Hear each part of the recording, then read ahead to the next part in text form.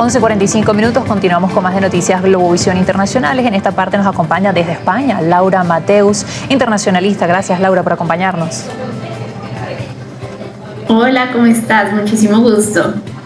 Laura, bueno, queríamos abordar contigo todo lo que está sucediendo con respecto a la ola de calor en Europa, pero que en gran medida ha afectado también a España. Creo que la única muerte que se ha reportado ha sido en Barcelona.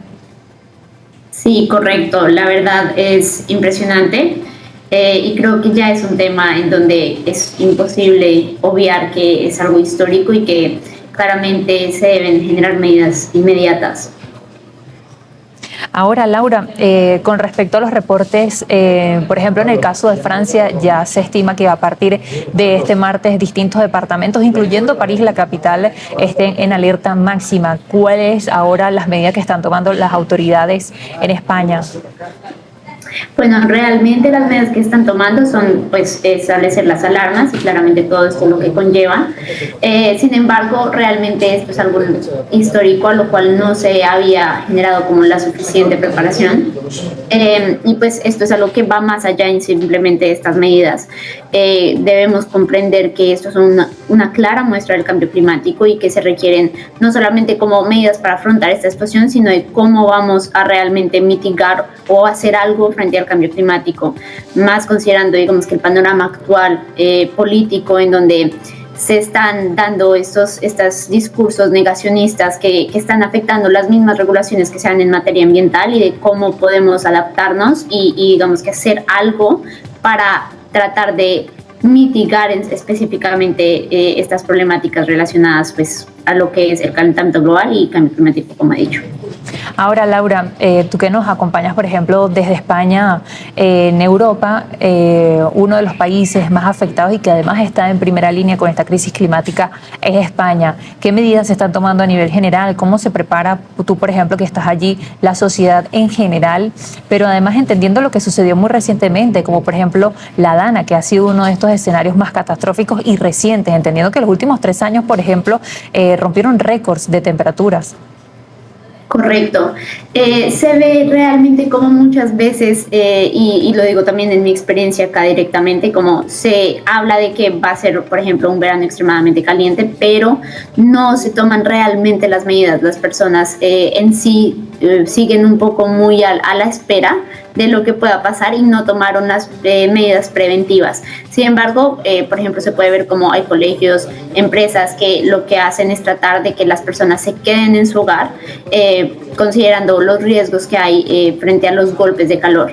Se toman también ciertas medidas, por ejemplo, en el tema de infraestructura. Por ejemplo, en la Plaza de Sol en Madrid se ponen toldos para que este año están en construcción para poner toldos para que la gente tenga algo de sombra. Pero como he dicho, siento que son las medidas más de adaptación, pero no tampoco preventivas en realidad. Igualmente esto es algo que va a ir cambiando y creo que con esta ola de calor actual que estamos teniendo, ya los distintos organismos tomarán las medidas necesarias para real tomar este tema en manos propias, y más cuando este tipo de golpes de calor se esperaban mucho más adelante, alrededor de julio, agosto, pero que hayan iniciado desde junio, pues claramente muestra lo preocupante que es la situación, y me imagino que esto significará que se van a tomar mayores y más fuertes medidas que las que actualmente se han tomado, que claramente no son suficientes para el panorama actual. Sí, justo coincide realmente lo que está sucediendo con lo que los expertos han advertido desde hace décadas, que ahora cada año estos fenómenos serán más intensos, pero también más largo en cuanto a periodo. Ahora, Laura, hablando ya desde un punto de vista quizás más de liderazgo internacional, quizás geopolítico, en este momento se lleva a cabo la 4ª Conferencia Internacional sobre Financiación de Desarrollo, donde por supuesto está la ONU y que además es en España. Y ya, por ejemplo, Guterres hace minutos decía que por supuesto están pidiendo más financiación con respecto a la crisis climática en otros aspectos, pero por supuesto este es uno de los temas clave. Y me llama la atención además como por ejemplo también se van a ver afectados con esta crisis climática los países más vulnerables. Hablábamos de España, pero España no entra en esta categoría de países más vulnerables, por ejemplo. Completamente, y ese punto creo que es vital. El panorama internacional político se encuentra en un momento bastante complejo para el panorama en el que estamos también en el mundo, en donde estamos empezando a ver cada vez más estas consecuencias del cambio climático y el calentamiento global. Entonces, claramente muchas veces hay mayor presión de, por ejemplo, mayor financiación o mayores regulaciones, pero por otro lado tenemos, como he dicho, estas narrativas más negacionistas frente al cambio climático que hablan más de un tema de tener competitividad, por ejemplo, económica y comercial versus el impacto ambiental que esto tiene. Entonces, estamos en un momento en donde hay gran tensión entre estas dos y en Europa, por ejemplo, prima digamos que discurso de entablar más cosas de sostenibilidad y digamos que generar los cambios necesarios, pero por ejemplo este año en el 2026 se iba a iniciar con una regulación específica frente a temas de sostenibilidad, pero considerando el panorama internacional y que realmente habían otras potencias u otras economías, como por ejemplo la estadounidense, que no estaban generando este tipo de medidas, se decidió y es probable que ya certeramente se aplace para el 2028.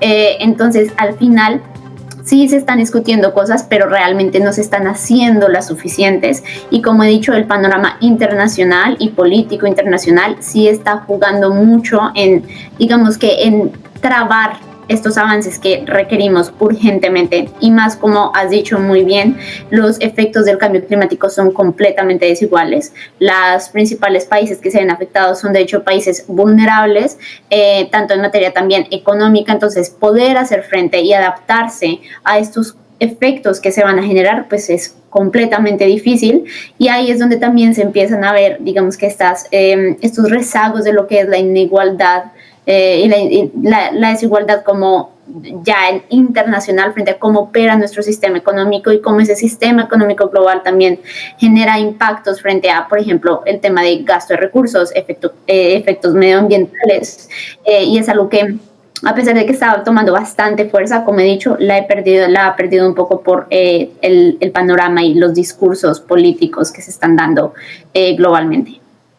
Muchísimas gracias, Laura, por acompañarnos hoy. Un gusto.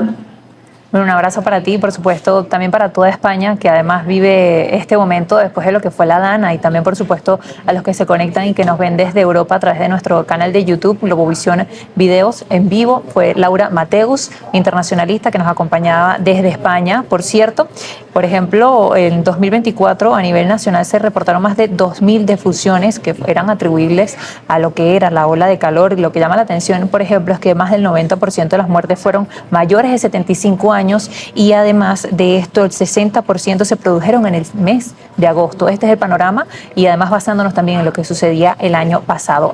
@internacionales_GB, ya regresamos con más.